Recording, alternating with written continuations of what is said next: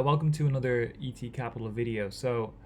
In the previous video, I went over, a basic understanding of the federal fund rates and the FOMC press conference, right? So I just went over some of the details surrounding the context of it and how to understand it. So more of a basic understanding. So I'm assuming you already have an understanding of the Fed fund rates and just a basic understanding of it all. So now I'm going to analyze exactly what happened during the federal fund rate and give you just an overview of it, right? So hopefully this can aid your trading, your decision making with your trading or your investing or whatever. So yes, this is an overview of the federal fund rate and the FOMC press conference. Okay, so obviously leading into this, we know that the previous day CPI data came out here. You can see 8:30 a.m. CPI data came out, and it came out lower than expected, below the forecast and below the previous reading. However, we also know that it's still a very high inflation reading at 7.1%. It's still far above the expected reading, or the goal, the target, the mandated goal by the Fed of 2% inflation. So there's still clearly a long way to go. Now, leading into that, what we were expecting, the forecast set out was a 50 basis point increase. So the previous fund rate is 4%, and we're expecting to see it hit 4.5. That's a 50 basis point increase. And what did we get? We got exactly as expected. Now, if anyone was shocked by this, you need to really go back and look at other FOMC meetings, because the reality is that the Fed tends to be pretty accurate. They have a relatively high what's the word? They're basically they're pretty reliable. I guess would be the word. They're pretty reliable. When they say they're going to increase it by 50 basis points, they tend to do that, right? So this was by far and away the most likely scenario. 50 basis point was the most likely scenario, and it's what we got, right? So, of course, if we had a 25 basis point increase, we would have seen massive stock market upside. If we saw a 75 basis point increase, we would have seen massive stock market downside. Instead, we got the expected scenario of 50 basis points. Okay, so I'm just going to go to the gold chart here, and essentially this right over here, I'm going to go into the 30-minute chart. So this right over here, this was FOMC yesterday, and you can see price instantly came down, went back up, right? So that was the impact. This is just so I should clarify, this is the gold XAU USD chart, 30-minute chart, right? So we had this quick spike down, quick spike up, right? And this is kind of an expected scenario. When we see prices come out, or the federal fund rate come out as expected, we tend to see this whipsaw, right? It is, I would say, it's neutral to bullish, shall we say, on the stock market and on equities such as gold, right? It's a neutral to bullish scenario, and we tend to see whipsawing, and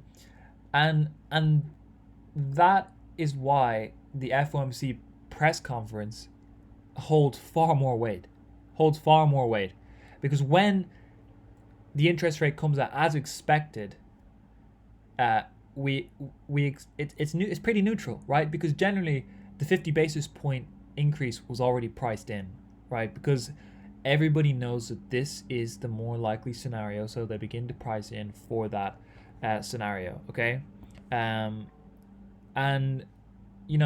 so that's what we got, and really the press conference 30 minutes after the fund release here at 2:30. This is why that was obviously the more important event in a sense, right? Once it came out as expected, we knew that the FOMC press conference was going to be very important. Okay, so and just to quickly give you an overview also as to the FOMC statement. FOMC statement was exactly also as expected, right? Essentially, it's copy and paste from the previous one. Maybe 2, 3, 4 words were changed. Just the same old thing. Nothing new came out. It just said basically blaming Russia-Ukraine war for the inflation. Of course, not much to say there. And then inflation at goal at 2%. That's well known. And basically, they have a target range of 4.25 to 4.5%. In support of these goals, the committee decided to raise the target range for the federal fund rates to 4.25 to 4.5%. Basically saying they've increased the interest rates by 50 basis points. And nothing really interesting in here, just the same old thing. The committee is strongly committed to returning inflation to its 2% objective, right? So very bog standard, classic, similar copy and paste, right? Then we come to 30 minutes later, the FOMC press conference. And this is really what the deciding factor as to the overall sentiment and the overall impact of this major economic event, right?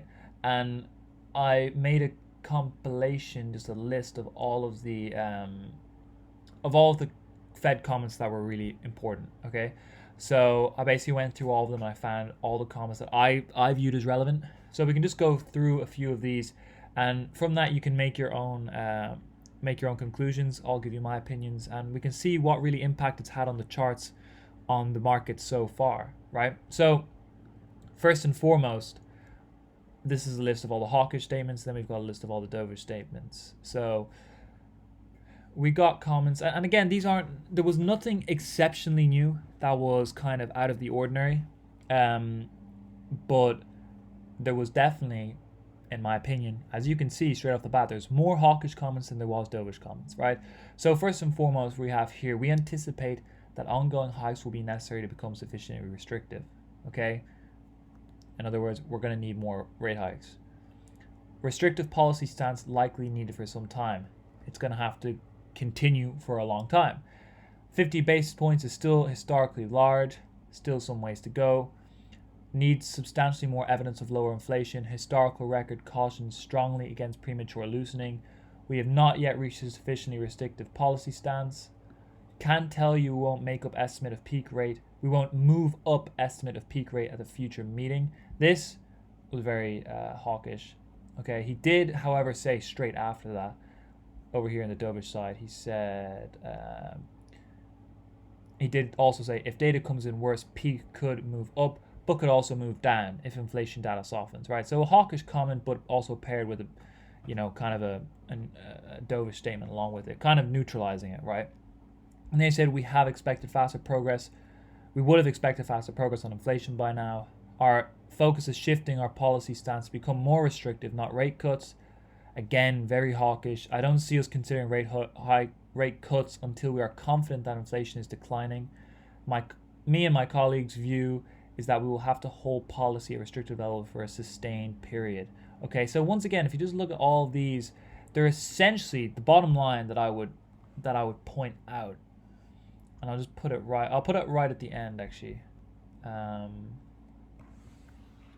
Just over here. I'd say the clear and obvious point is that 50 basis points is still a large increase. There is a long way to go to fight inflation, and it is expected that rate hikes will be continued, right? And sustained, right? So essentially that was the summary, right? 50 basis points is still a large increase.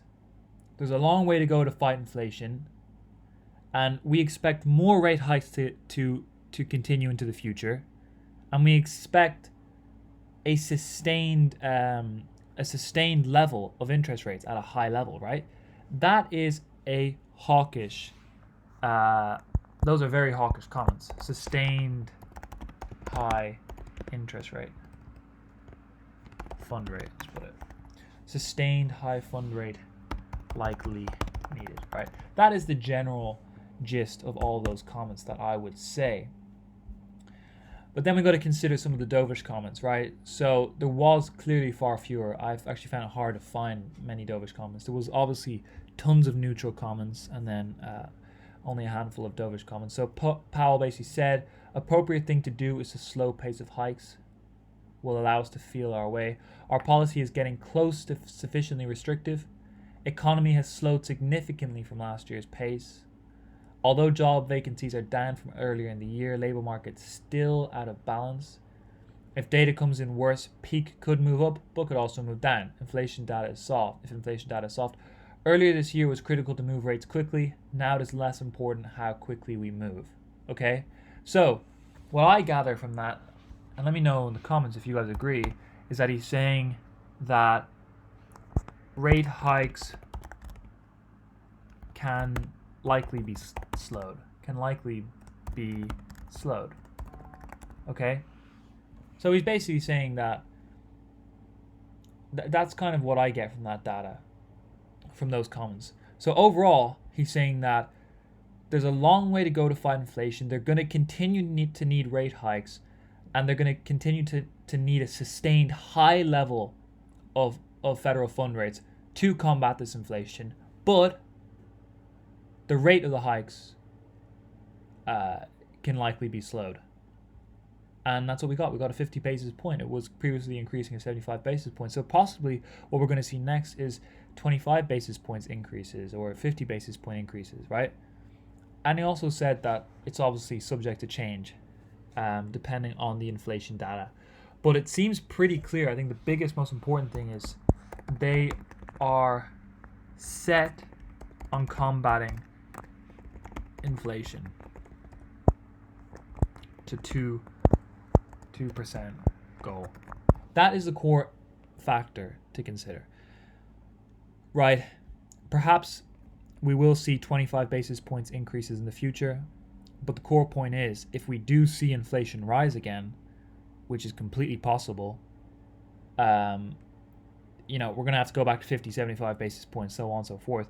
They're making it pretty clear that they have one goal and one goal only, and that is to combat inflation.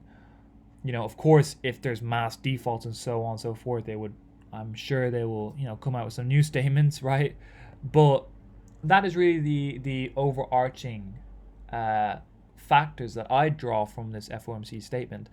And overall, for it to encapsulate all into one, I would say it is a hawkish FOMC press conference, right? He's not coming in saying, okay, great, inflation is dealt with, we're done, we can keep it, no longer needing rate hikes. He's not coming in with anything like that. He's not saying rate hikes are at a sufficiently restrictive level, we can maintain them at this level. He is saying we need more, and we're likely going to need to sustain it at a high level. We might slow down, we're going to likely slow down, but we're going to need to continue to combat with rate hikes and continue to sustain at a high levels. That is a hawkish, overall, that is a very hawkish press conference. And we can see straight off the bat, the impact on the chart was exactly that. This is the gold against the US dollar, so XAU-USD 30-minute chart. And as you can see, this is Tuesday the 13th CPI, massive move up with the good inflation readings. This is the FOMC when the fund rate was released. And then this is the FOMC press conference. And essentially this is the reaction. As it was all getting digested, this is the reaction. Just continued sustained bearishness. A complete wiping away of that move and a correction below 1800s, a hold below, and a break of this major 4-hour structure level, right? So we're still overall, clearly the trend is bullish, but once again, this could bring about a little trend shift, in my opinion, on things like gold. And we see, look, this is the Dixie over here, this is the US dollar index, and let's just go into the 1 hour here.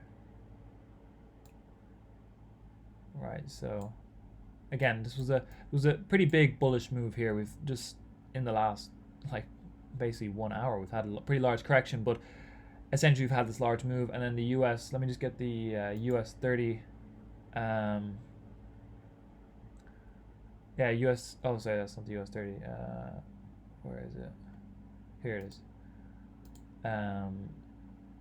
So yeah, again, here's the US 30. Pretty large correction, right? Pretty large correction from the meeting. Here's the fund rate, bang, and we're seeing price drop, right? So I suspect that this will likely continue. I don't think we're going to see absolutely major downside, but I think this is a little bit. We are going to see some bearish downside on the stock market with this fund rate. And yeah, that's really it. It's leading into next year, and that's really what's important. How we're going to build up to that. How is the data going to come up in relation to the economy? Are we going to see instability arise from these continued rate hikes, or is inflation going to continue to drop? And that's really what's going to dictate the following fund rate. But that is my overall analysis of it. I think it's pretty hawkish. I think it's going to bring some sustained bearishness to the stock market. But again, I could be wrong on the sustained bearishness in the stock market, of course. But that is my analysis. And perhaps considering that the base, was only 50 basis points, and it wasn't exceptionally new hawkish comments, perhaps we will just see price kind of remain relatively neutral, just kind of move about. With no major new explosive moves. So that's yet to be determined. I think it's pretty bearish. I think it's pretty hawkish, and you can make your own assessments of that and allow that to dictate your trading accordingly. Thank you very much for watching. I hope you enjoyed this video. If you want more videos like this, like, comment, all that stuff, subscribe. Follow my socials if you have any questions. Shoot me a DM, and that's it. Hopefully you enjoyed this video, and stay tuned.